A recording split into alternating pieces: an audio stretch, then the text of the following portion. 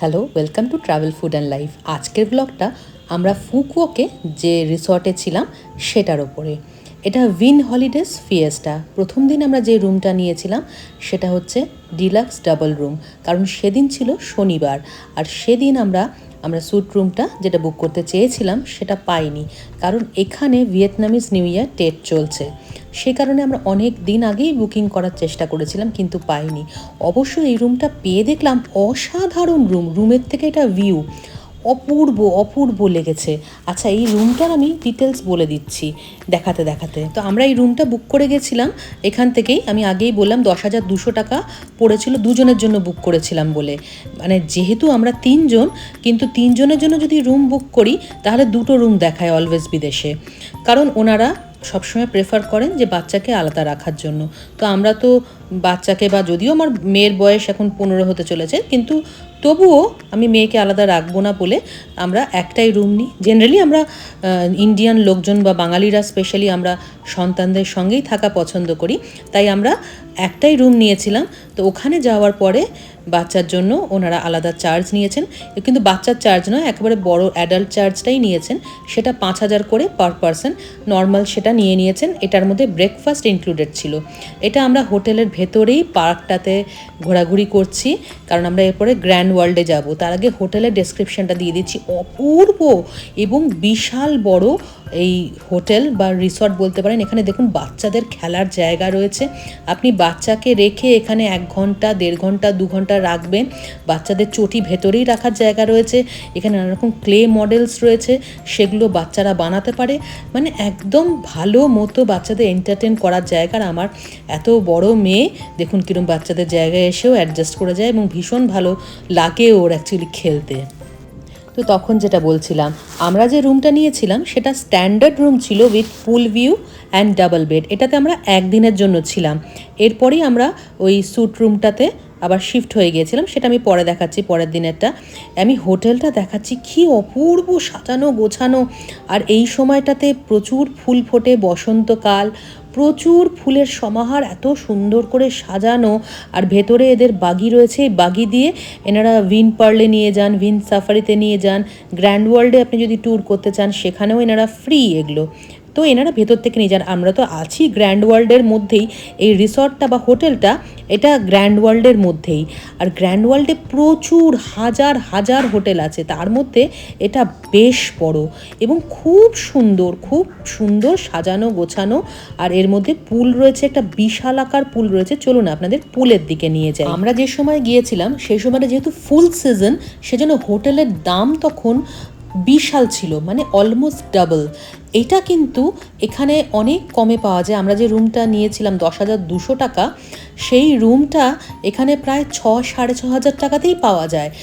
অর্থাৎ বিদেশে আমি দেখেছি হোটেলের প্রাইস কিন্তু অনেক কম থাকে। এত বড় একটা রিসর্ট টাইপ, সেখানে এত কম। মানে আপনি যদি এই সিজনের বাইরে আসেন, মানে টেটের বাইরে যদি আসতাম আমরা, তাহলে অনেকটা কমে আসতে পারতাম। আর এই পুলের পাশেই এরকম বার রয়েছে, সেখানে স্ন্যাক্সও পাওয়া যায় এবং পুলের ধারে আপনাকে সার্ভ করা হবে। আমরা নেবেছিলাম এবং পুলে নেবে আমরা কিন্তু এই স্ন্যাক্সও নিয়েছি, আমরা ড্রিঙ্কসও নিয়েছিলাম। অ্যালকোহল নিতে পারেন, অ্যালকোহল ছাড়াও আপনি যে কোনো রকমের আপনি ড্রিঙ্কস নিতে পারেন। এটা ব্রেকফাস্টের সময় আমি এই ভিডিওটা করেছি। ব্রেকফাস্টে কি পাওয়া যায়, ইন্টারন্যাশনাল ব্রেকফাস্ট এবং বিশাল আকারের ব্রেকফাস্ট এখানে অ্যাভেলেবেল থাকে। তবে বিফের প্রাধান্যটাই বেশি। যেমন এটা বিফ স্যুপ রয়েছে আজকে, তো বিফ, এটা নুডল স্যুপ। তো এটা আমরা তো নিতে পারছি না, কারণ আমরা বিফ খাই না।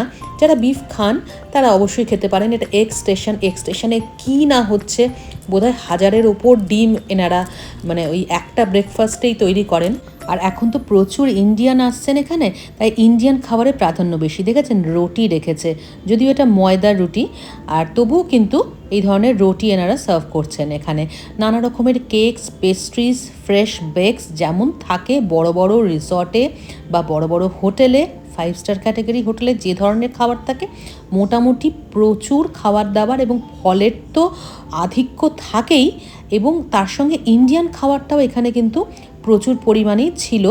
ভেজ কিন্তু একদমই প্রায় ছিল না, খুব কম ভেজের আইটেম থাকে। সুতরাং যারা ভেজিটেরিয়ান রয়েছেন তাদের কিন্তু একটু ভাবনা চিন্তা করে যাবেন। আমি যেমন পরিচ খেতে ভালোবাসি, তাই পরিচটা নিয়ে নিচ্ছি। তবে এখানে কিন্তু ম্যাক্সিমামই পর্ক এবং বিফ থাকে। আমি ফুকওয়াকে এসে দেখলাম স্পেশালি, যেটা আমি মেনল্যান্ড ভিয়েতনামে দেখেছিলাম সেখানে কিন্তু চিকেন, ফিশ এই ধরনের জিনিস প্রচুর পাওয়া যায়, কিন্তু ফুকওয়াকটা কিন্তু স্পেশালি এখানে বিফের প্রাধান্য খুব বেশি এবং পর্ক, সব কিছুতে এনারা পর্কটা ইউজ করেন। তো পর্ক যারা খান তাদের কোনো অসুবিধা হবে না। এবং এই রেস্টুরেন্টটা তো দেখছেন বিশাল আকারের, ওলা কোস্টার রেস্টুরেন্ট এটা, এবং রেস্টুরেন্টের অপোজিট সাইডেই রয়েছে, মানে হোটেলের ভেতরেই এই পার্কটা। এই পার্কের ভেতরেও বাচ্চারা খেলতে পারে। খুব সুন্দর সাজানো গোছানো এবং ফুল দিয়ে সাজানো, ফুলের গাছ দিয়ে সাজানো। এটা সারা বছরই থাকে এরকম ফুল দিয়ে সাজানো। আমি ছবিও দেখেছি বা ভিডিও দেখেছিলাম, সারা বছরই এনারা এরকম সুন্দর করে সাজিয়ে রাখেন। এবং ফুকওয়াক জায়গাটাই এত সুন্দর যে কি বলবো। এই ডেকরটা যেটা দেখছেন এটা লবিতে, লবির এই ডেকোরেশনটা কিন্তু গতকাল অবধি অন্য ছিল, টেটের জন্য ফুল দিয়ে সাজানো ছিল এবং প্রচুর ফুল দিয়ে সাজানো ছিল।